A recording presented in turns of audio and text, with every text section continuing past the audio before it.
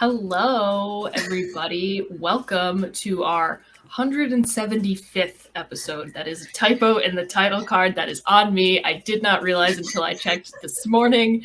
And I talked to Chris about it, and he was like, I already did a bunch of editing on that clip. I was like, okay, so we're just going to live with it. But we are here with Nick and the captain of the podcast True Crime Garage. Hi, guys. Hello. Hey, guys. This is very exciting for us. Super excited. And we're here to talk about, one of the things we're going to talk about is the Brian Schaefer case. We're also going to talk about our personal crime-solving abilities and what we think of that. We're talking about what we think would be an interesting case to sit on the jury for. And we're going to wrap it up with a conspiracy theory about the Kennedys that we'll get to later. But before we dive into any of that, how's everyone doing? Fantastic. How about you guys? I am doing great. This is my lovely co-host, Dr. Sarah Brooks, by the way. My name's Bridget. Hello. Is she an actual doctor? Yes. Oh. Not like the medical kind, but PhD. Yeah, that's why I always laugh. She insists on using the title, and I'm like, because it lends me PhD. some gravitas. Yeah. Instead of just being some random 20-something. I have at least that to back me up. I'm going to get my doctorate in pottery and then tell everybody I'm a doctor. I mean, sure. And that would be your right. You can. Technically. What's he a doctor of? Pottery. By the way, I got my doctorate at Ohio State, so. Oh, no. So you know the area well. What year did you graduate? 2013. So yeah, the ugly tuna saloon would have still been there. Mm-hmm. Oh yeah, we're gonna talk about that. It was still ugly then as well. Yes, it was still ugly, and there was a lot of tuna. Oh god. I know. I'm like looking at I've got our Twitch chat pulled up, and I just saw the thing that Chris put in there about ignore the card. You don't see the card. Yeah, thank you. I was just noticing it too. But anyway, yeah. How are you guys? Fantastic. We just got back from CrimeCon Nashville, which was over the weekend, and it was another great CrimeCon, and back in the saddle again. Tired, and I feel like my throat feels like I drank gravel all weekend. Yeah, I can kind of imagine that being a lot. Yes. And the amount of like very open-ended questions you get, you go like, somebody will come up to you and go, Brian Schaefer. So what happened? Yeah. And you're like, how much time do I have? Do I have? Yeah, which is really 2 minutes or 3 hours? You could definitely go into detail. We can keep it kind of compact because I'm sure you're sick of talking about it. But I'm kind of just going to open the floor to Brooks here because she has her little sort of vague personal connection to the case, which is what like inspired me to even reach out to you guys in the first place. Yeah, I mean, first of all, I've been listening to your guys' pod for like 8-10 years. I don't remember exactly. Probably 8 years. It was the strangest thing. I was listening to Stitcher and it like auto played an episode. I think I was listening to like This American Life, and then it flipped to part 2 of the Cheshire Murders, which was very jarring. And if you didn't know that it switched, you're like, wow, this story took a turn. Yeah. Not just that, but part 2. So whenever part 2 had just come out, which I think was like 8-9 years ago, something like that. Yeah. So, and then I've been listening to y'all ever since then, which is, but yeah, I had gone back in time to like listen to the earlier episodes that I'd missed before that. And of course, Brian Schaefer was back in like 16, 17, I think the episodes were. Yeah. And I got really into it because I did go to Ohio State and we used to go to Ugly Tuna. I wouldn't say frequently, but I had fellow grad students who would go there like every weekend to get the fish bowls because you would get the plastic alligators in the fish bowls and they would just collect them in their offices. Yeah, those. Oh, wait, like the grenadine shark beverage where it's like you flip the shark and it has like grenadine in it, and it's like, oh, shark attack. Yeah, I don't know if they it was a actually did- very disgusting. This drink. this was a fish bowl, and it had, like she said, it had things floating in it. Yeah. Some good, some bad, I'm sure. But and they would drop like 3 or 4 straws in it, and then you would sit around the table and consume it with your friend or friend. I mean, that's kind of fun. Yeah. It is kind of fun. It was And way too sugary. I don't know. This is speaking as somebody who's who's 26. So Oh yeah, it was primarily for the college students. it was a popular thing to do. The lady seemed to like it, and it was a popular drink for quite some time there. Yeah. Yeah, but we I don't know if it's still there, but the Mad Mex that was below Ugly Tuna. Yeah, We not went there there. every single Friday for margaritas for the 5 years I lived there. And of course the movie theater we used to go to a lot as well. And so knowing the location and how it is kind of an unusual place, the way that you have to take the escalator up and, I think hearing you guys talk about the case and being able to visualize this very sort of unique location, it started to like haunt me, I guess you might say. yeah. And I think I've brought it up on our podcast like 3 or 4 times somehow. probably, yeah, because we've talked about the jury question has come up before. We've tangentially touched on our like personal detective skills in various other conversations, but listening to this for me was really interesting because like I Google Maps some things to get like a vague idea, but I haven't been there. And I listened to all of your guys' episodes on it, sort of like do my homework, familiarize myself with it even more beyond just what Brooks has told me about it. And I was like, oh, this is nuts. Yeah, and when it wasn't, when they eventually closed down the Ugly Tuna, it was still there in some capacity, and so people would come to visit Columbus, and one of the things they would ask is, "Can you take me there?" And what's kind of fascinating about taking somebody there is when you park in the parking garage, that would have been roughly where Brian's friends parked that night. Then you have to walk through a courtyard, then you go up that, the famous escalator, and then you'd see the opening for the bar. And on the outside, you could see where there was a balcony, but now it's all closed up. They've since moved the bar to a different location, and it's this office building. So where there once was an entrance point, there's just a wall. And so now when I take people to see it, it's not as eventful, and I think it's harder for people to get a sense of possibly what happened. I do kind of understand like the switching locations thing, like the sort of press that would build up after a while, like everyone coming here be like, oh yeah, this is where this like creepy unsolved tragic event happened, like the disappearance of like someone's friend, someone's son, etc. I could see why they would be like, we're gonna shift it over just a little bit. I think it was actually a lease thing though. Yeah, but also Oh yeah. I mean, what's weird about college universities is when he went missing, and it became such a. I mean, at least in Columbus, Ohio, is something that people were talking about almost every weekend, because the bar is, no matter where you're at in the bar, you could see whoever was in the bar. There was no obstructions. There was really nowhere to hide. So this idea that somebody walked into a bar and they're seen on surveillance footage, and then they're not, we have no clue if they got out of the bar. And that was the narrative for so long, which I don't know if that's technically the correct narrative. That was the thing that I found like just absolutely wild about this whole thing. It's like, we know he went into this place. Yeah, and I think it'd be, to me, it'd be more of a mystery if, the surveillance footage was on the escalators. It wasn't on the entrance points. If it was on the entrance point, then to me it's more of a, ooh, spooky, did he just disappear into thin air? But what's crazy about colleges is when there is a missing person or there is a murder on those college campuses, they're very quick to do what I call a Google scrubbing, where they're Yeah, damage basically, control. the first couple days he goes missing, and you search Google, Ohio State student goes missing, it's coming up in Google searches within a week.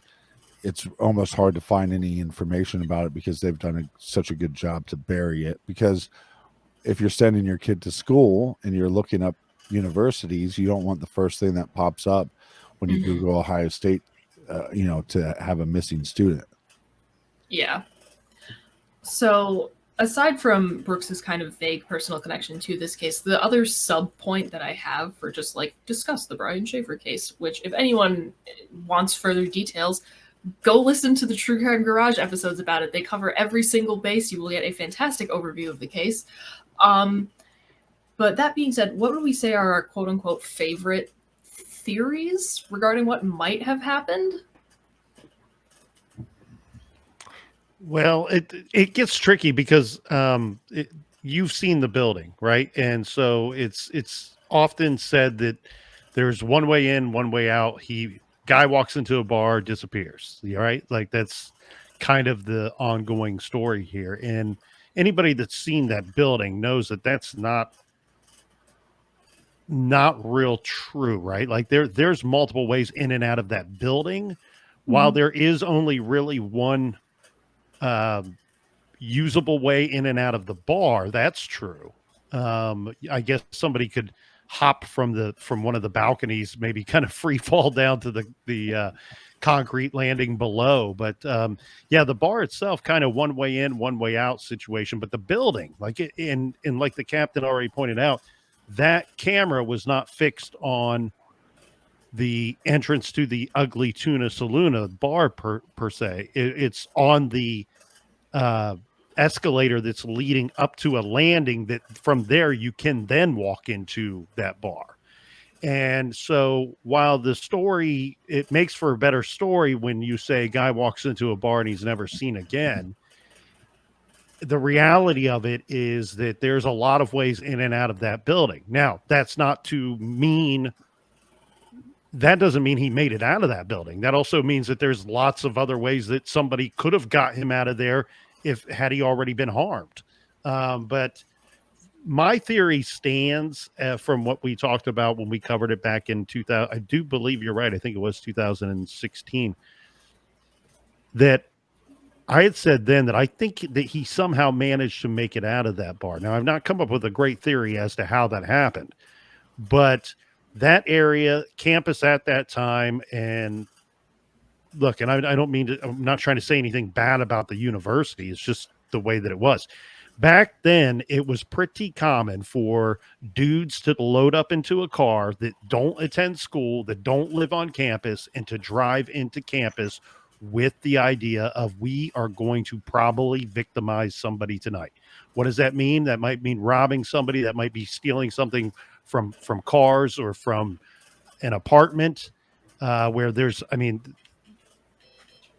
so it wouldn't be crazy for a car full of dudes to pull up and see somebody like Brian Schaefer walking kind of this preppy, he's obviously drunk or walking, behaving like somebody who's quite intoxicated on the surveillance footage, even though it's just briefly that we see him there.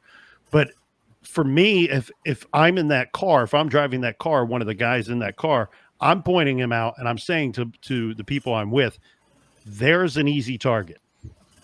And while I never met Brian, I'm not going to pretend to know his personality. There's something about the pictures and there's something about the people that I've spoke to that did know him that suggests to me that he might not have just been so willing to hand over a wallet or hand over a credit card or debit card, that he might, especially, look,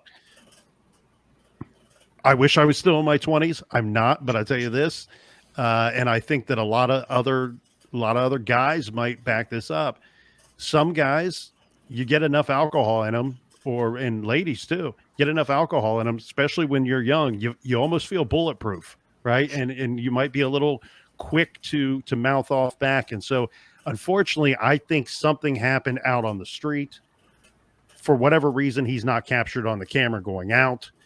I think when they had to get rid of him, they chose to get rid of him. They tossed him in a dumpster. And I know that they did search the landfill, and I'm sure that they did their best. That's not an easy task. Mm-hmm. I hate to say this because I wish that the people that believe he's on a beach somewhere, I would rather that they be right. But I unfortunately think he's probably in that landfill. There wasn't a huge search effort for him until after a couple days had expired, and they very easily could have got rid of one or some of those dumpsters in that time period.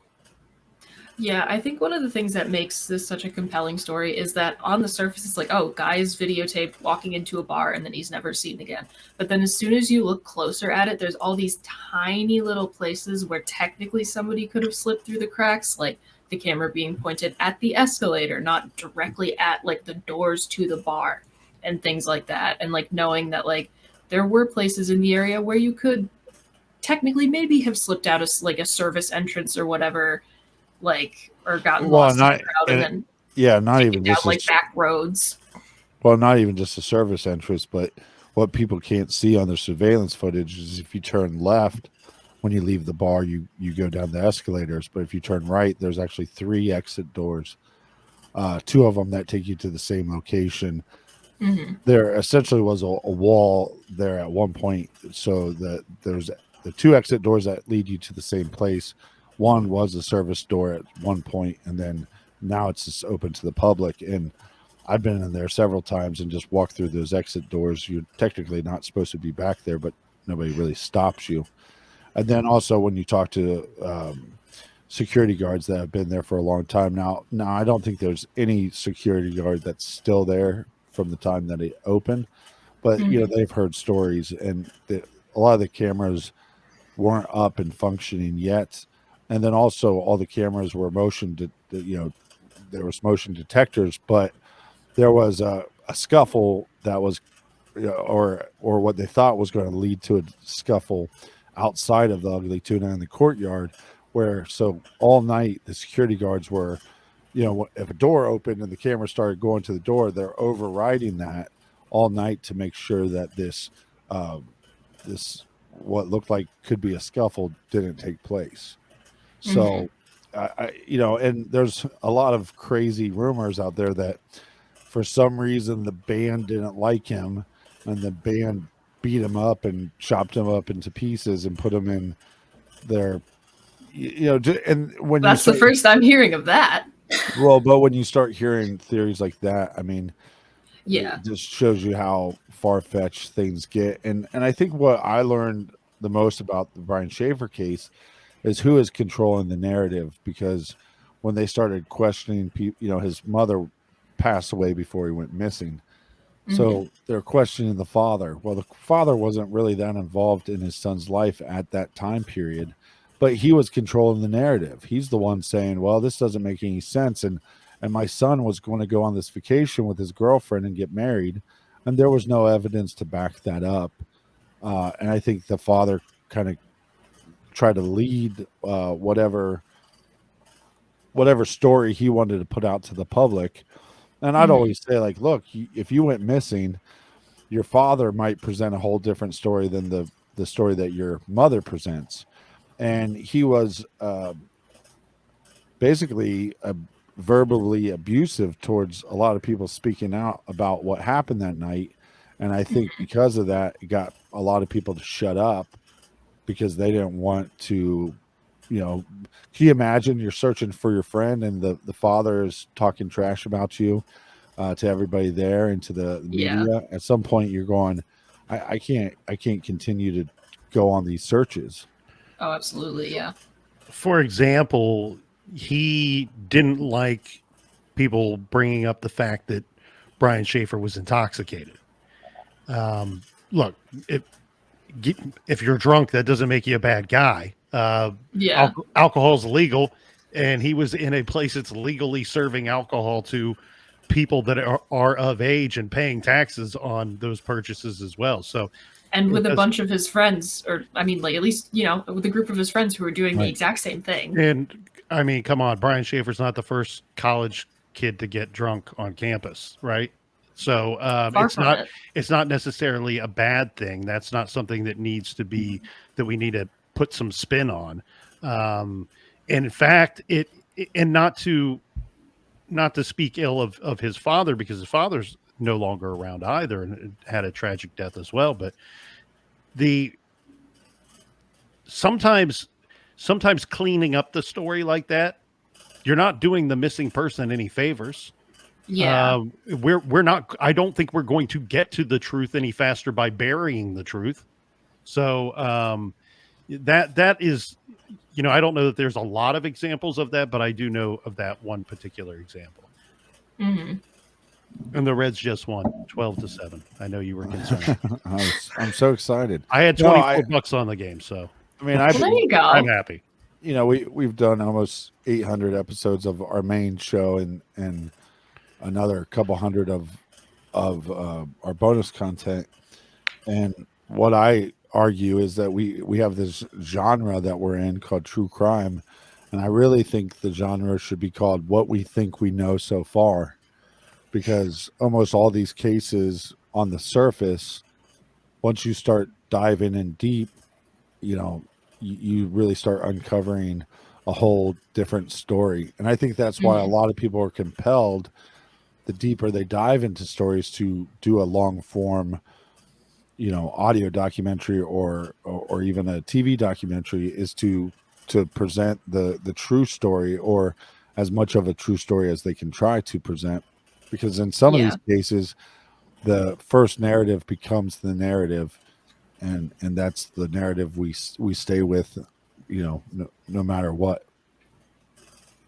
Yeah, as far as like, I don't necessarily know if I have like a personal kind of pet theory. I guess I would say like, I would assume based on what I do know about the case, Nick, your theory kind of does make the most sense to me. He, somehow managed to slip out unnoticed, whether that was just like getting lost in a crowd going down the escalator or whatever, and was met with some sort of foul play on the way back to his apartment and was unfortunately disposed of. But there's also this one kind of very out there sort of bit of science, I suppose. I saw a TikTok, and I will try and link it, but it was this person explaining how their physics teacher had told them that technically anytime you touch something, there's like a 1 in 400 million whatever chance that the atoms will align perfectly and you'll just like go through it. Okay, look. That's all I got. I'm going to start being more careful. Yeah. I'm going to as soon as I heard that, nothing. I was, and not necessarily this case in particular, but as soon as I heard that, I was like, I wonder if like, maybe it's only happened once or twice in the entirety of recorded human history, but I wonder if someone has ever like set down an object like that they were certain that they just put their pen right here on the desk and it just clicked through reality. Has that ever happened to a person? Well, and look, I mean, there's people and that I'm no scientist, so I could be explaining this completely wrong and thinking about it in like the most simplistic terms possible. But that is where my mind went when I heard that little tidbit. There's been a lot of missing people in the north west part of the country. I think a lot of that is because of the terrain, people going camping and hiking and all those things. But I don't think you can be dismissive of, also, is somebody going to be attacked by wildlife? Is there a possibility that there's gaps in the universe or gaps in the dimension that we just don't understand? I don't think that's impossible. I think, but in this case, I think it's more likely that he wasn't abducted by aliens or attacked by Bigfoot. That probably is like the least likely. Yeah, but it was something where I was just like, I wonder. I guess we'll never know. I mean, there's people on TikTok and YouTube that claim that they time traveled And so unless he That's a comes, bit, yeah, those are a little much. well, they claimed that they just stepped into another dimension and they were lost for a while and then somehow made it their way back through. I mean, I think that stuff is fun to talk about and to theorize, but I don't think it's likely in most of these cases. Yeah. Yeah, I would say that's a fair enough assessment. Well, and the thing, it's if we can think that it seems most likely that he somehow made it out of that building. Let's forget about the bar, because all that really matters, did he make it out of the building or not? And if he made it out of that building with some assistance or with none at all, it's also, just, I guess, as probable that maybe he walked willingly with somebody somewhere and then something happened to him later.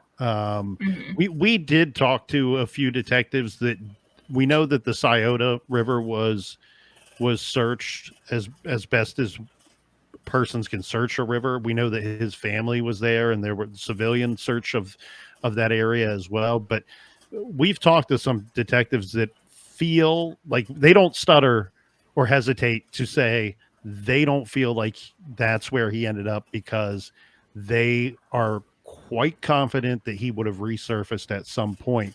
And unfortunately, we had a case a handful years later, Joey LaBute, that we believe somebody put him into the river. And then, of course, he did resurface. He was eventually located and found. And Joey was, we know somebody very, very close to us that we've known for many, many years, who said that Joey was a great guy. It was somebody that he had worked with. And so just makes these things all the more sad and tragic. Yeah, Brooks, what were you going to say? Just that the one thing I always thought, like listening to your original episodes on it, was that there had to be some sort of emergency exit, because I'm pretty sure you can't have a bar without at least 2 points of egress. So, and I don't think it's different. I think it's different because it was part of a building. So you technically could claim that you have the balcony. And I don't know if there was a way to exit the balcony safely, but once you got out of the main entrance point of the bar, there's three exit points to the right, and then you had the escalators. So I don't know. I mean, I don't know what the building codes are, but if you went in that bar, it's kind of a unique bar in that aspect, because even if you're on the balcony, you probably could see the person out on the balcony. Like there wasn't even pillars in that bar to hide behind. So if you're on the far corner and somebody else was on the other far corner, you could wave to them,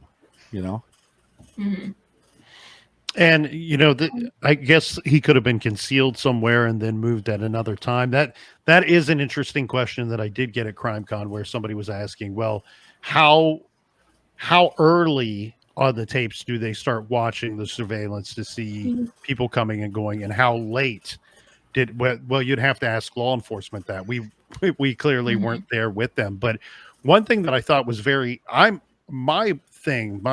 where I really get wrapped up in true crime is the investigation and the strategies that are used, or maybe in some cases failed to use in some investigations. How do we figure out A, what happened, and B, who's responsible, and C, how do we apprehend that person, right? Because like the Rachel Marin case, we have a lot of evidence, physical evidence, scientific evidence of who the perpetrator was. He's even been linked to another crime. He's just not been identified or apprehended. So that's still a big part of the investigation, obviously. But one thing that I found intriguing about the Brian Schaefer investigation was I can't remember if he was referred to as the orange sweater man or the orange sweatshirt man, but there was a person that was spotted, so Brian's seen going into,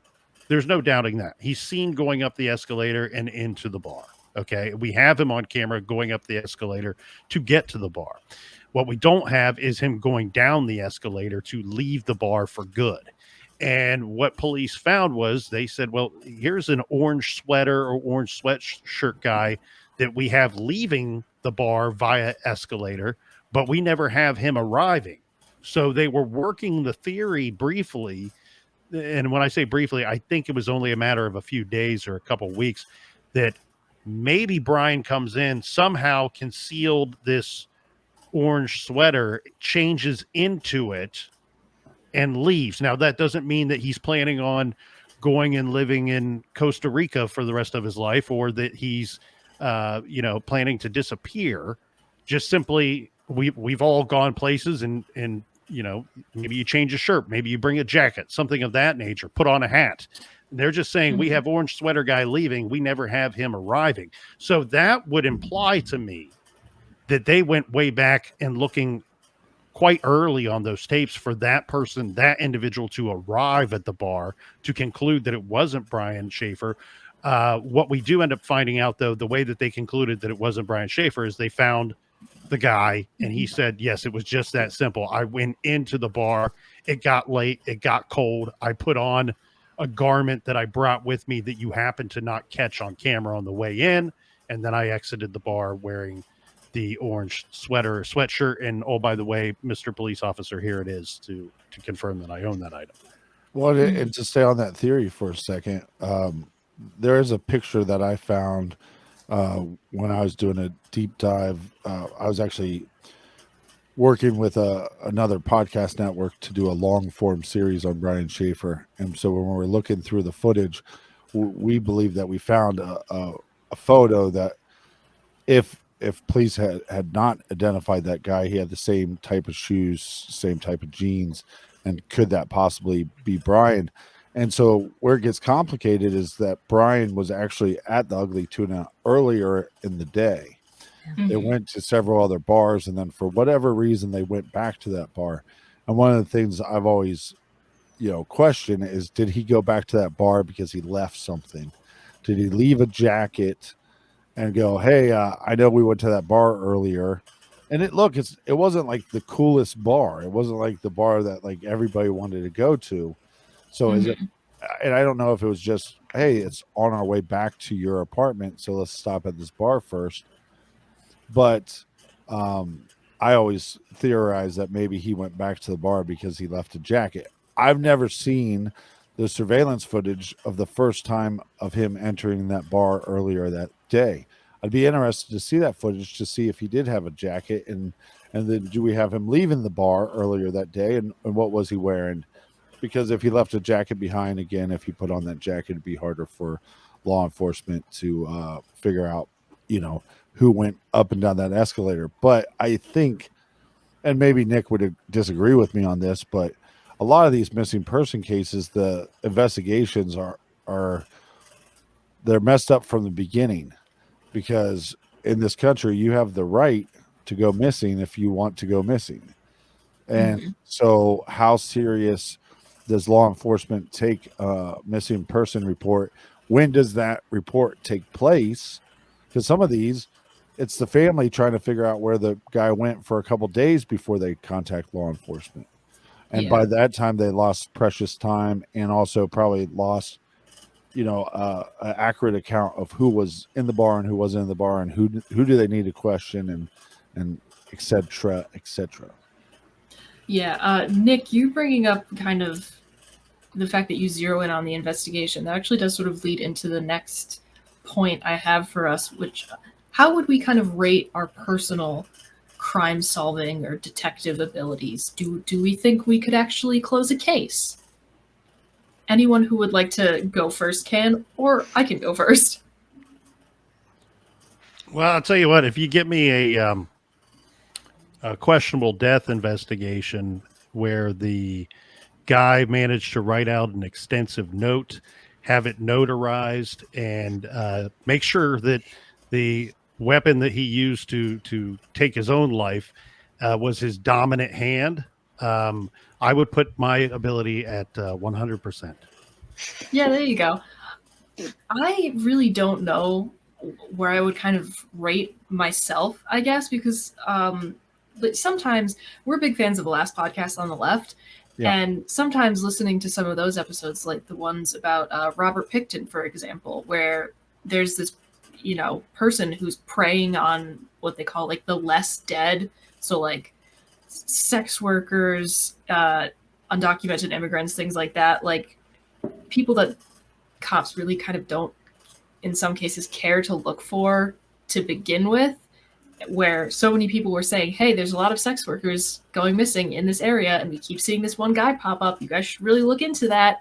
And the police force kind of just responded with that, they probably just left. So I see cases like that, and I'm like, well, anybody with two brain cells to rub together could probably have figured that one out. But then I'll see other cases where, like, and I can't even necessarily think of a specific example, but they'll figure out like, oh, well, this person was hiding out here because we went through the trash and this connects back to that. And that means they bought it from this specific, they bought whatever from this specific, like that. I don't think I could ever get there on my own. Well, I think so it really depends on the complexity of the case. Well, yeah, but I also think this notion that we have as a society that, somebody is found dead and that law enforcement just doesn't care is one of the biggest bullshit things that our society has come up with. When we've talked to these detectives, well, no matter what stage of life an individual is at, it's their job. That's their job to take that case and close that case. And I do believe Robert Picton was in Canada. Yes, Brooks? Yep. Yeah, but here's where it gets more complicated, because it's like if you call law enforcement and say, hey, I haven't seen my neighbor in a couple days. Mm-hmm. Well, they're like, he's an adult. He's not been reported missing. And so until there's something, they have all these cases that are open that they have to focus on. So I think this idea that police officers just don't care, or like, I don't know if you're familiar with like the Mara Murray case, but they come across this abandoned vehicle, and a lot of people say in that case, well, police just didn't take it serious. Well, how many abandoned vehicles do police come across every day? And so they get into this routine of, well, somebody's probably going to come pick up this vehicle within 24 hours. But once somebody doesn't, and then again, once people start making missing person reports, then law enforcement starts taking it serious. But I think sometimes, again, they're behind the eight ball. But you can't investigate a crime until you actually know that the crime happened. Yeah, and that case is the captain's spot on there, because an abandoned vehicle or a vehicle found on the roadside is very routine for patrol officers, and you will come across anywhere from maybe a dozen to 50 to 60 of them over the course of 1 year's time, and those never lead to any bigger crime. Like if a crime did occur in Mara Murray's case, then that would be a very rare roadside vehicle situation. But I will say this, I'm not going to pretend like that the same level of effort or even brains is put into every investigation. I was lucky enough to, about less than a year ago, I did a 3-day CSI training course in Indiana, and we were reviewing a serial killer case out of the Chicago area from the 1990s, and this portion, each one of the lessons or classes, what have you, was taught by a different instructor, and this particular instructor, because it was a serial case, was retired FBI. And so we're going through, now we've looked at, he's discussed 3 different murders, when they happened, how they were killed, and we see pictures of the victim, how they were found. And after the 3rd victim, I know that we still got like 4 more victims to get through, but after the 3rd victim, I raised my hand, and he said, yes, you there? And I said, where's the crime scene photos? He goes, you're looking at them. They took one single photo at all three of those different crime scenes, and it was only of the murder victim. They didn't photograph anything next to them. They didn't bother to take different angles of the victim. And I said, why and how could this be? I said, there's nothing for us to go back and retroactively work this case because we don't have the proper visuals to form any ideas or theories as to what happened or who perpetrated this, because you have a single photo. This is the 90s, right? Like it's not, we're not talking about 100 years ago. And this is a big city, Chicago. And he said to me, he goes, I said the same thing when they brought me on. Where's the crime scene photos? I needed to see the crime scene photos. And for 3 murders, they handed me 3 total photos. And he said, sometimes it's as simple as I brought this to another detective who started working as a detective about a dozen or so years before this serial case took place. And he said that when he first came on, the flash bulbs for the cameras were like $10 a bulb. So when they would send him to, when they would send him to a crime scene, they would be like, hey, don't take, try to take it easy on the amount of photos that you take. We have a budget that we have to stay under. And I mean, that's the truth too. I mean, these departments do have a budget to that is so wild to think about that they are tethered to. And so in his experience, while we're not talking about murders in that situation, but the chief was very concerned about the flash bulb of their camera. And in the Chicago case, I said to the FBI agent, I said, were these detectives just dumb, or is this as simple as these are poor black people and they just may not have worked the case very difficult? And he said, Nick, I think the answer's somewhere in between. Yeah, and I think that's the thing, and what I mean by like this notion that our society is like the police just don't give a shit. You got to remember that a lot of these detectives, they're just a part of the equation. They have to deal with upper management telling them what their budget is and what. Look, there's hundreds of cases out there that they have DNA, but the departments just don't have enough money to fund the DNA test.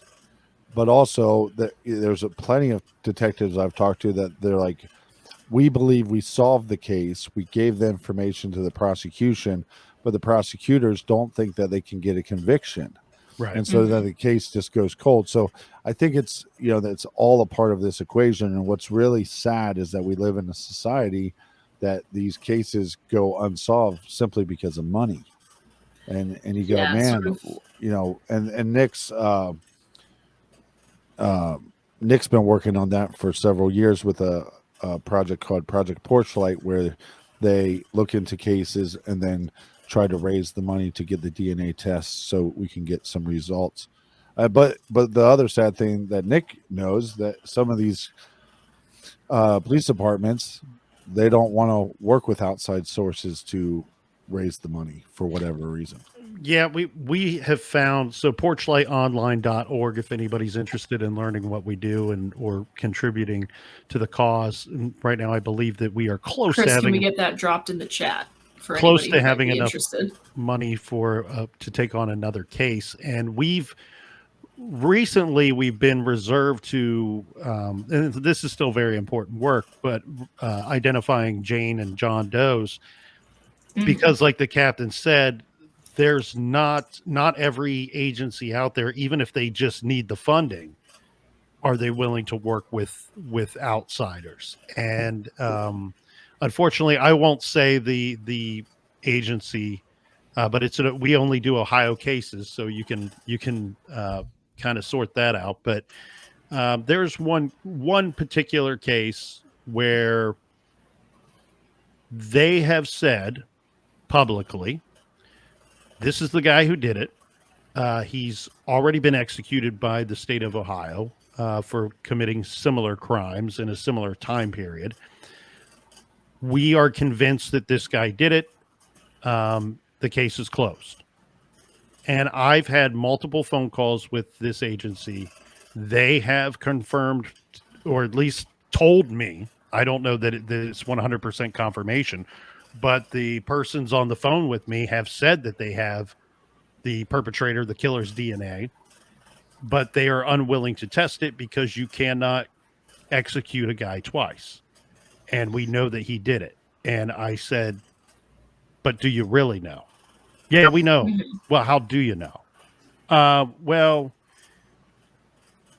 you know, their answers are less than satisfactory. And the thing is, they won't let us pay to test the DNA because there's no win for them, right? Mhm. If it comes back and it's him, great. They said that a long time ago. But guess what? It costs them nothing. It costs them no time. It costs them no effort. It costs them no money, no resources.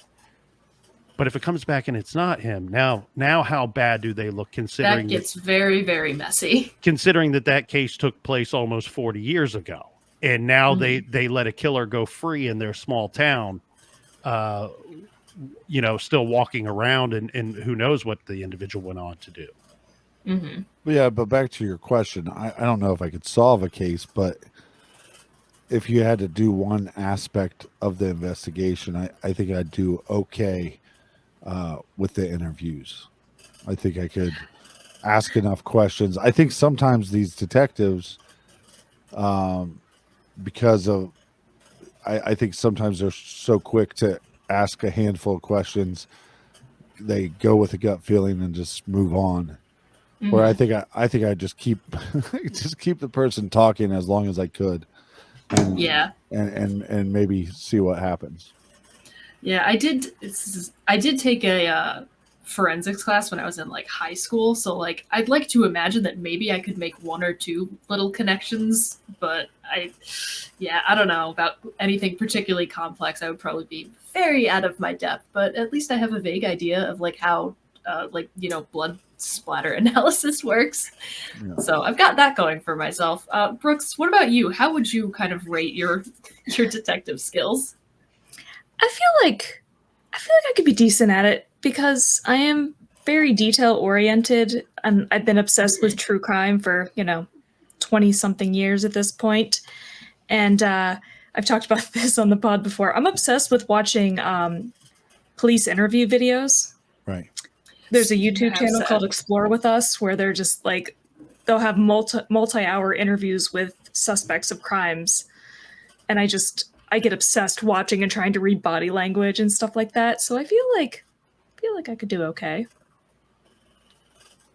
So maybe put together, we'd all have a shot and figure Well, and you something hope out. that that's how they're working cases too, right? Like that when you have a department that has the resources and has the people power, you hope that they're working them as a collective because two heads are always better than one. And there's also an emotional strain too for the really good cops out there and the really good detectives out there. Four shoulders are better than two, and sometimes you put this case, a homicide case, all on one person, and it can be a lot for those detectives to deal with emotionally and mentally. You know, they have Mhm. families too, and there's things that they see, and there's unfortunately they have the constant interaction. Hopefully, I say hopefully because there are some families that are kept at an arm's distance, but it's difficult to talk with the family and to relive that with them time and time again. They just lost somebody very precious to them. Mhm. Yeah. Yeah, that Uh, Ohio case you were referencing, by the way, I just want to mention, I know it's not the one you were talking about, but I was really glad you guys covered the Boardman murders of those three young boys. I grew up 45 minutes from there, and that was where we, that was like the closest decent mall and movie theater to my tiny town. Right. Right. And it's a wild one because, yeah, I mean, they finally tested DNA. What was that, just a couple years ago? About a year and a half ago, yeah, a little more Yeah. than, maybe a little more than that. And they ended up closing out two cases. Joseph Norman Hill Sr. was responsible for the murders of Brad Bellino and David Evans. And there's another murder that took place 2 years before Bellino, Thomas Baird. There's some varying stories on him, but the more that I dig on that one. It sounds like the details have been murky from the beginning. Yeah. So to rule out Joseph Norman Hill as a possibility in that case, which they've not done that. They've not ruled him out. Yeah. For all we know, they're going back and working the Baird case the best that they can, given the time that's, Boardman PD really deserves a big kudos for that case, because they never stopped working Brad Bellino's case. The medical examiner claimed that David Evans' murder was due to natural causes, that he died from slipping into a diabetic coma, which he did have. He did have severe diabetes, and that could have contributed to his death. But the police chief at the time said, look, you don't slip into a diabetic coma and then drag yourself across this yard, conceal your body behind these bushes, and meanwhile break your wrists in the commission of doing that. That just doesn't ring true. It doesn't make sense. That's a homicide. So they kept that, against the medical examiner's best wishes. They kept that listed as a homicide as far as they were concerned. And so that's a powerful thing for their investigation. They closed out 2 of them. The thing is, though, one thing that I hope that we really start examining and talking about and getting very loud and vocal about it is with the Colonial Parkway murders. They closed out two of the, that case could have 8 victims. It could have more. But they closed out 2 of the victims. They closed out another cold case homicide. So that's 3 murders now. Now that individual, and his name escapes me at the moment, but they have his DNA. Yeah. Elmer something, but we won't. Elmer Fudd. We won't spin our tires on that. But they have his DNA, just Pesky like rabbit. Just like the Boardman case, they have Joseph Hill's DNA. Guess what Joseph Hill did after he murdered David Evans? He moved to San Bernardino County in California in 1978. Do you mean to tell me that I'm supposed to believe that he killed those 2 kids and raped and murdered them very violently, and that he never did that ever again? Sorry, I won't swallow that pill at all. I don't believe it. And so the thing that we need to get vocal, we need to get loud about, when you have the FBI and you have law enforcement that stand up there and they tell us and they're not in control of this, but we need to take control of this. The people, the citizens, they tell us we cannot legally go back and test. We can't enter this person's. Alan Wade Wilmer Sr. was the guy that's responsible for 3 murders in the Colonial Parkway case. We cannot legally enter his DNA into CODIS to try to link him to other unsolved murders because of the way that the laws have been written. And we cannot, even though we've been told by the Ohio AG, we've been told by Boardman PD, again, who's done a very good job, who's been in communication with San Bernardino County, California, since the discovery of Joseph Norman Hill being the perpetrator of 1, and then 6 months later, we're told 2 child homicides. Everybody on the ground, boots on the ground, are doing a pretty good job on all those cases, Boardman PD especially. But the way that the laws are written, we can't go now and take Joseph Norman Hill's DNA and put it into CODIS because of the way the laws are written. That needs to be changed. You have to wonder, with DNA being the golden age of solving these cases, and I think actually cell phones will take that over at some point, hopefully. But this whole idea that, we need to protect Alan Wade Wilmer Sr.'s rights. The son of a bitch died of natural causes. He didn't spend a day in prison for committing how many murders? Joseph Norman Hill lived to be 80 years old and died in a very nice retirement home. Yeah. We need to protect his rights? No. Well, that's the thing is, once you commit a heinous crime like he did, you basically become property of the state. And so what we do with you now, if we find out that you killed somebody and we never arrested you and we never convicted you, but once we know that you did that, you should become property of the state. I mean, that's the way I view it. I mean, it's really sad because I think one of the big things as far as the true crime world goes is when they have when they end up solving one or two cases and they end up lumping a bunch of other victims with that person and they don't finish the investigation, you got 29, roughly 29 murdered children in Atlanta that they claim Wayne Williams killed all those victims, and it's just not true. And those poor families have sat there without answers for all these years. And you can see why we have a podcast, right? Oh, absolutely. We 100%. don't shut up. Well, I mean, we do the same thing. Yeah. This is essentially, this is mandatory fun for us, scheduled every week, because we're both chronic overschedulers. And if we didn't do this, we would just never see each other again. So now we have group therapy where no one heals every single week. But these sort of incredibly heavy cases, we're going to set those to the side now, because the next point I have is, what sort of trial do we think would be the most interesting to sit on the jury for? Well, I mean, a murder case, obviously. I think if you had to sit on the jury for something else, I think it'd be tough to be on, like, vehicular manslaughter case. I think that'd be very difficult to be on, where I don't condone drinking and driving. It'd be really hard for me to put somebody in prison for a very long time. Depending on, I mean, obviously on how heinous it was, but I think that would be a very difficult case. But I think probably the more intriguing case would be a homicide. I would like to sit on the jury for like an art heist or something.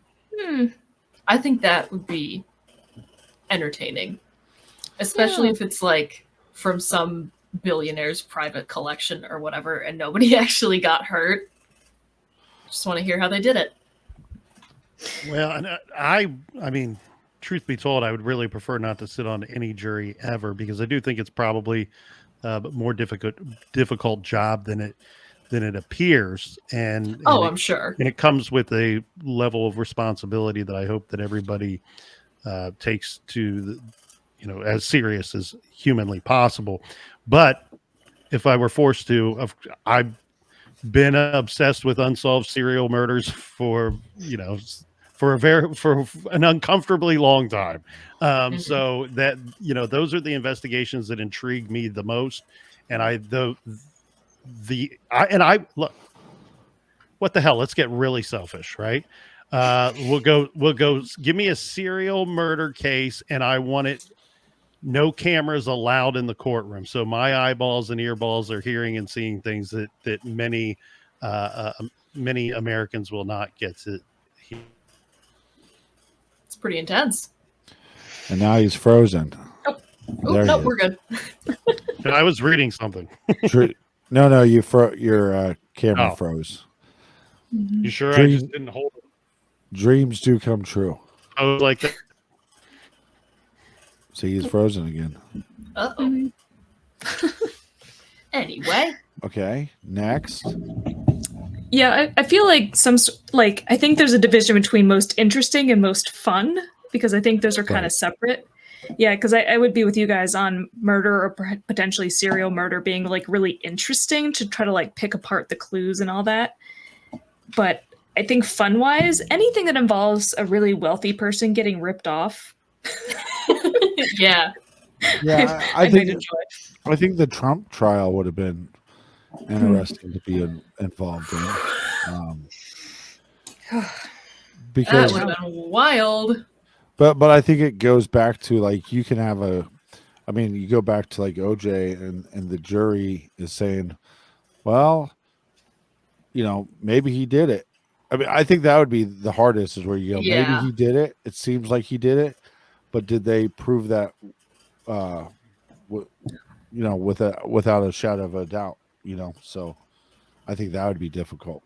I mean, I think they proved it, but I think in that case, DNA was so new that the way that they had to present the DNA information was just kind of lost on the jury. And I think now that we understand how, and prosecutors understand how to present the DNA correctly to the jury. That's why you're going to get a lot more convictions because of DNA. Yeah. Yeah. Okay, so final point is only kind of tangentially true crime related because it involves the Kennedys. What do we think of the theory that the Kennedy line is cursed because of what JPK Sr. did to Rosemary? And for anybody who doesn't know, Rosemary Kennedy was like the oldest Kennedy daughter, and she was lobotomized at age like 23 or something, and then just sort of hidden away because he didn't want her, you know, sometimes vaguely difficult behavior to damage the potential political careers of his sons. Oliver, can you get off that box, please? Yeah, thankfully that's a word Sorry, that we don't get to hear discussed too much. Antagonizing me. I like to think that that the father just got some really bad information from a couple of doctors that were pushing an envelope. Oh, I'm there. absolutely certain. Well, I tend to agree with that, but then when you don't tell your wife prior to a major elective surgery on your eldest child, that makes it seem a little strange. And then right? and then just sort of like not like keep that information as quiet as possible within your own family, because I remember listening to, again, the last podcast series when they were doing a like relaxed fit episode about like some like just like historical cases that involved like the lobotomy and like they kept Rosemary like sequestered and like away from everybody to the point that like JFK at one point was like, when he finally found out what happened to her, he was like, hold on a second, where's Rosemary been this entire time? Yeah. I mean, that gets difficult too because of the lobotomy. Then in the state that it left her in, and she required a certain level of medical care and daily care and attention that one would expect to have to receive facility rather than, so I guess you could argue that. I guess, look, I'm not trying to besmirch the Kennedy name. I grew up a big fan of John Kennedy and of Robert Kennedy, but it's not like they're not without fault on some things, right? Bay of Pigs invasion turned out not to be a great idea, but the thing is, unfortunately, I think that the father, Kennedy Sr., and probably some others, maybe have done enough that curse could have come from anybody or anywhere. Really, it might. Yeah, I was gonna say, I think if you're gonna get cursed. And another real tragedy too, that as I understand it, is she wasn't heavily sedated for the procedure because it was something that this lobotomy sounded more like exploratory surgery to me. Like her story makes me like Weird Al Yankovic cutting for the very first time is kind of the way that I understand it to be. Yeah, all horrible stuff. They were such a wealthy family. Like, yes, maybe she did have some kind of difficult behavior as a person who did have developmental delays, but like they absolutely 100% could have afforded like, just like a chaperone. Well, because she did have like a public social life. Like, she was a debutante at one point. And Kennedy you didn't have to do this. They had a lot of money because Kennedy Sr. stepped on a lot of necks along the way to success. Well, and it wasn't just stepping on necks, but when you need an in, and there's multiple groups that you can pick from to try to help you get to the place you're going. When you pick bad groups that will eventually want the favor returned, I think they got in bed with a lot of bad individuals. And I think and then also, I mean, if you listen to the one Kennedy speech where he talks, about wars being bad and the whole basically war complex that we have built, you're talking about millions and billions of dollars that he could be affecting other people's generational wealth. So you start getting a target on your back very quickly, and I think it's more likely that they're it was I don't know if karma is the right word, but I think it was getting in bed with the wrong people and them coming back to collect more so than possibly a curse. Yeah, definitely the more likely option, but I feel if you're gonna earn a curse, I think you might have gotten enough bad karma to maybe do that. Yeah, and not just one member of the family. Oh yeah, No. There's a reason that there's so many biographies have been written about like just about every single member of that family. At this point, there's a lot to unpack there. Yeah, and now and how many years later? Almost 60-some years later, we still have Chris bootlegging helped pay the bills too. Yeah, that it probably did. Well, and 60-some years later, we now have a Kennedy that's running for president. So actually, it's the worm that's piloting him. Running for president. The little tiny worm inside his brain. Worm. Yeah, it's pirating him like one of the Evangelion mechs. It's running for president that way. Look, if you told me all three people that are running, or I think there's technically 5, but if you told me all 5 people had little aliens inside their brains controlling them, like Dr. Dolittle or whatever that movie was, I'd buy it. I'd go, sure. Why not? Adult life is already so goddamn weird, to quote John Mulaney. Yeah. Sucks. It sucks. So, having discussed that, unless anyone has anything else to say about that, or about, frankly, anything, that's going to bring us to our concluding segment, which is something that we like to call the weekly worsening, which is at the end of every podcast episode, we share how we are more authentically ourselves, living more of our own truth in a way that makes us so much more insufferable to be around. Brooks, do you have an example? If not, I can go first. You guys can kind of see what we're talking about precisely. Yeah, mine falls along the same themes. I tend to go through these theme periods, but playing so many video games, and I started playing Stray over the weekend, and oh boy, I just want to talk about it all the time, but I'm not doing that to people. I'm not. Until we're done with the pod, and then I'm probably going to talk your ear off about it. But, and I'm happy to hear it, bestie. There's that part, and then the 3D printing continues to be just.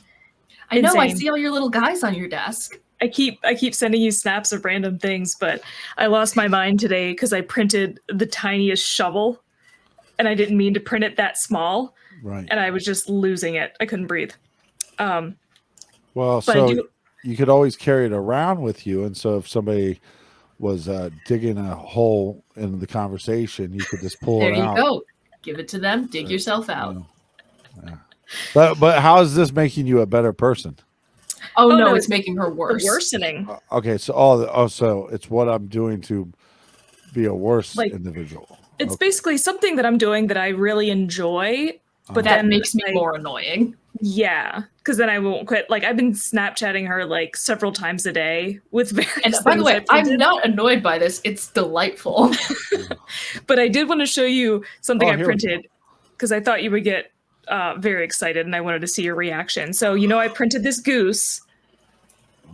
He's got These the keys. are the world's tiniest 3D printed skeleton keys. It's a wonderful morning in the village, and you're a horrible goose. Is it a metaphor for something? No, it's Untitled Goose Game. Oh, okay. Which is quite, again, it's a beautiful morning in the village, and you are a horrible goose. It's a puzzle game where you play as a goose that antagonizes people in an idyllic English countryside village. Yeah, and in the very beginning, you have to steal a gardener's keys. So I printed tiny, impossibly small skeleton keys and put them on a key ring, and it has a magnetic mouth. So I think this just makes you a delightful person. I was losing. I didn't know if those would print correctly because they're so delicate, and I was like, oh, nailed it. Between that and my tiny shovel, man, I'm just. I absolutely love to hear it, love to see it. Hell yes. The way that I am worse this week will come as the opposite of a surprise to anyone who has been following the podcast for more than 2 weeks at this point. Girl, help. I'm hyper fixating. The only thing I want to do is play Fallout. It consumes my every waking thought. I physically cannot stop. It is the only thing I did for the entirety of today before the podcast. I woke up, I turned on my PC, and then I did not move for like 5 hours. Help me. Oh yeah, I saw the Steam pop up on my computer. And that's another thing. Steam keeps fucking snitching. So now we always clock each other when we're meant to be doing other things, but we're both playing video games. So that's how I'm worse this week. I'm very the interested. Fallout brain rot has not left me, and at this point, I'm wondering if it's going to. And also, we're like 3 weeks out from the Ghost movie. I'm going to lose my mind. So that's also another way that I'm worse. A remake of Ghost? No. The concert, both narrative and concert film for the band Ghost, which is my favorite thing in the whole entire world. So as that approaches, the insanity mounts. How are you guys worse this week? You can see it on my screen. I keep bringing things into this room and setting them down and then never doing anything with them. So eventually they'll find me buried alive in here about 3 weeks after I expired. Brooks, I can see that happening to you too. Your closet saga. Yeah. I wish I had something to add to this conversation, but I've been such a shitbag of a person that I've been trying to get better every week. So, lame. Sorry. But I'm also excited for this Ghost movie. You're a fan? No, but fair enough. I mean, I highly recommend. Absolutely love them. I got my first tattoo because of that band. I actually saw a lot of Ghost, the band, shirts this weekend, which was surprising. So yeah. Kind of odd that you brought them up because there's a big overlap between the enjoyers of several things and Ghost enjoyers. True crime and horror definitely being one of them. Yes. Mm-hmm. So yeah, friggin' check them out. I'll always shill for Ghost, even though they pay me nothing. Maybe one day. If only. But with all of that being said, thank you guys so much for coming and hanging out with us and talking about all these super interesting things. This was really, really freaking cool. So again, thank you so very much. Thank you. Thank you. We love to hear. And a big shout. Totally. And I was going to say big shout out to Last Podcast on the Left. We love Last Podcast on the Left. Henry Zabrowski was our guest for our 150th episode. I personally can't listen to them, and people say, well, why not? And I'm like, they're essentially three captains. Nick's like the straight guy with giving the good information and great research. Mm-hmm. I'm the guy that is listening and sometimes chimes in with the inappropriate comments. And they got three guys that are great at the inappropriate comments. And sometimes it's like 20 minutes of who can one up the next guy. Yeah, there are a lot of bits in your average Last Podcast episode. But no, we do love those guys. Yeah. So actually, I first heard of Last Podcast on your guys' podcast. Yes, and then she introduced me to Last Podcast on the Left. So it all comes together. I do want to mention though that one of my favorite parts about one of my favorite things on True Crime Garage is when Captain, you make some sort of joke and Nick just continues as though he doesn't hear you. Yeah.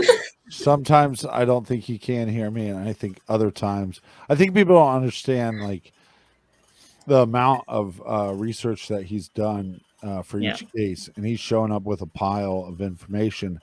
So I think he knows, like, you can't encourage me, so you have to just keep moving forward, because if not, we would every case would be like 4 or 5 episodes. So I do find him to be a funny guy. I don't, I think people get the impression that I just don't find him to be, that I don't like his brand of comedy. I do. The Captain's more correct, where it's like you show up and there's a whole bunch of stuff. We're only going to fit so much into the show, so we keep on rolling too. And the other thing too is I do this weird thing. And he knows that sometimes I'm a little on edge when we're recording, but I do this weird thing where I pretend like the victim or the victim's family is like looking over my shoulder while we're recording. So that like puts me in a different headspace. And I don't know why I can't shake that. I can shake it sometimes, but not most days. Well, a misconception is, if you listen to the show like that, I'm the fun party guy. And it's actually reversed in real life. Nick is actually the fun party guy.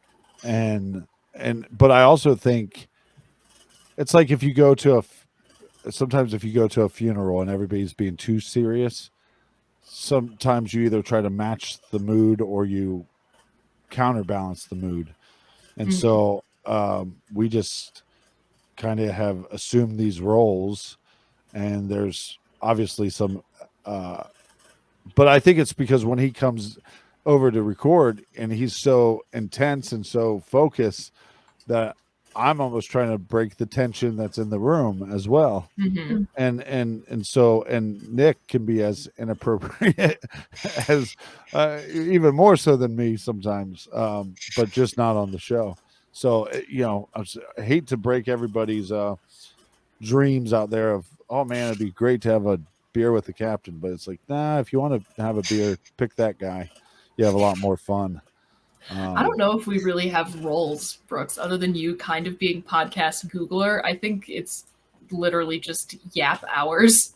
I feel like I'm more just do that. I feel like I'm less fun sometimes because I'm a little too logical. But that's why I usually delineate, like, all right, here's the logical answer, but then here's the fun one if I ignore reality. Right. That's a skill in and of itself. Well, we appreciate you having us on, and good luck to you. You got many episodes to catch up. Yes. Oh, yeah. Guess we'll have to start really thinking about more questions every week. Yeah, let us know when you hit 500.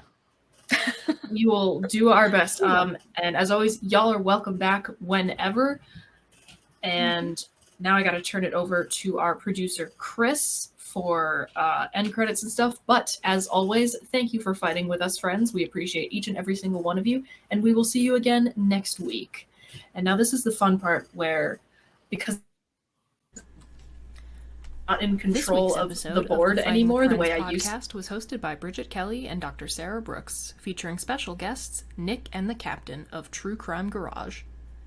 You can find other episodes of the podcast on YouTube, iTunes, Spotify, or your other favorite listening platform. Follow us on Twitter at brkelly98, at AndSarahSaid, and check out truecrimegarage.com for more from Nick and the Captain. Rate and review us on your podcatcher of choice. Like, comment, and subscribe to us on YouTube. Follow us on Twitch and Facebook, and join our Discord community using the links in the description. You can also help support us via the Acast supporter feature, or consider subscribing to our Patreon for early access to episodes and fun bonus content. Thanks for listening!